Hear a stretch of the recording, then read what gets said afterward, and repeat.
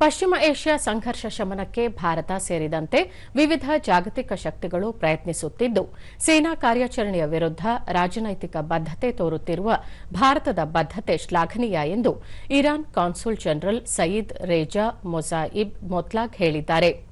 ಮಾಧ್ಯಮ ಸಂಸ್ಥೆಯೊಂದಕ್ಕೆ ಹೇಳಿಕೆ ನೀಡಿರುವ ಅವರು, ಭಾರತ, ಚೀನಾ, ರಷ್ಯಾ ಸೇರಿದಂತೆ ಪ್ರಮುಖ ಜಾಗತಿಕ ಶಕ್ತಿಗಳು ಇತ್ತೀಚಿನ ಅಮೆರಿಕ ಕಾರ್ಯಾಚರಣೆಗೆ ಬೆಂಬಲ ನೀಡಿಲ್ಲ.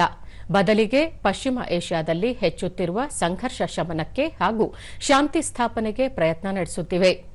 ಜಾಗತಿಕ ಮಾರುಕಟ್ಟೆಯ ಪರಿಸ್ಥಿತಿ ಸುಸ್ಥಿರಗೊಳಿಸುವ ನಿಟ್ಟಿನಲ್ಲಿ ಪ್ರಮುಖ ಜಾಗತಿಕ ಶಕ್ತಿಗಳ ಈ ನಿಲುವು ಶ್ಲಾಘನೀಯ ಎಂದರು. ಪಾಕಿಸ್ತಾನದಲ್ಲಿ ಇತ್ತೀಚೆಗೆ ನಡೆದ ಸಂಧಾನ ವಿಫಲಗೊಂಡಿದ್ದು, ಒಡಂಬಡಿಕೆಯ ಷರತ್ತುಗಳ ಈಡೇರಿಕೆಗೆ ಸಹಮತ ವ್ಯಕ್ತವಾಗಿಲ್ಲ. ಪರಮಾಣು ಶಸ್ತ್ರಾಸ್ತ್ರ ಹೊಂದಿರುವ ರಾಷ್ಟವೊಂದು ಇತರ ರಾಷ್ಟಗಳ ಮೇಲೆ ಒತ್ತಡ ಹೇರುವುದು ಆ ರಾಷ್ಟದ ದ್ವಂದ್ವ ನಿಲುವನ್ನು ತೋರುತ್ತದೆ ಎಂದು ಟೀಕಿಸಿದರು. ಈ ಮಧ್ಯೆ ಇರಾನ್ನ ಪರಮೋಚ್ಚ ನಾಯಕನ ಭಾರತೀಯ ಪ್ರತಿನಿಧಿ ಅಬ್ದುಲ್ ಮಜೀದ್ ಹಕೀಂ ಇಲಾಹಿ ಪಶ್ಚಿಮ ಏಷ್ಯಾ ಸಂಘರ್ಷ ಸಂದರ್ಭದಲ್ಲಿ ಇರಾನ್ಗೆ ಬೆಂಬಲ ನೀಡಿರುವ ಭಾರತ ಸರ್ಕಾರ ಮತ್ತು ಭಾರತೀಯ ನಾಗರಿಕರಿಗೆ ಕೃತಜ್ಞತೆ ಸಲ್ಲಿಸಿದ್ದಾರೆ.